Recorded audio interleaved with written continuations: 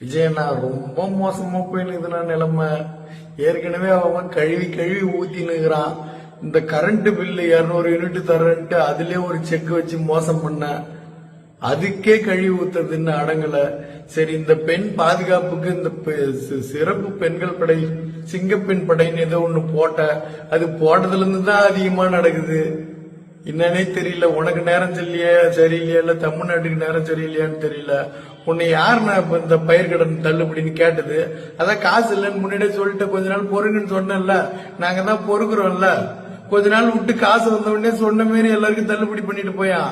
அதுலயா நீ போய் போர்ஜரி பண்ணிட்டு பாதி தள்ளுறான் பாதி இல்லைன்னு எதுக்குன்னு அந்த வேலை உடனே யாருன்னு அப்ப கேட்டாங்க? நீ பயிர் கடனே தள்ளுபடியே பண்ணலன்னா கூட விட்டுருனா. அது யாருமே இப்ப கேட்டிருக்க மாட்டாங்க. நீ வேணும்னே பண்ற, எனக்கு நல்லா தெரியுது.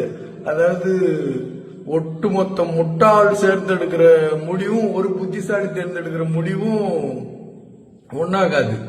முட்டாள் எல்லாம் சேர்ந்து ஒரு முடிவு எடுத்தனா அது சரியா இருக்காதுன்றத ப்ரூவ் பண்ணிட்டோம். தற்கூரிங்க எல்லாம் சேர்ந்து ப்ரூவ் பண்ணிட்டோம். ஆனா உன்னை சிஎம் ஆக்கிறதுக்கு ரொம்ப இப்பயே வருத்தப்பட வச்சுட்டுனா எனக்கு அதெல்லாம் கூட விட்டுருனா.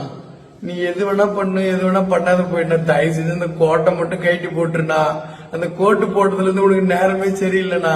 திருச்சா கூட வேட்டி சட்டையில போறல்ல, ஒரு வேட்டி சட்டை கட்டினவனா, அப்பதானே வெளியில வர தோணும். அடிக்கிற வெயில்ல கோட்டு மாட்டின்னு சுத்துறா, எப்படின்னு வெளியே வருவ? நீ வெளியே வரக்கூடாது, வேணுன்னே கோட்டு போட்டுன்னு சுத்துற.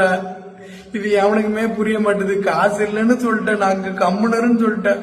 கம்முன்னு தான் இருக்கிறோம். திரும்பி திரும்பி நோண்டிக்கினே இருக்கிற, போய் குத்திக்கினே இருக்கிற. ஒரே மாசத்துல ப்ரூவ் பண்ணிட்ட. நீ வேற தப்பான ஆளை தேர்ந்தெடுத்துட்டேன்னு ரொம்ப ஃபீலிங்ல இருக்கிறனா.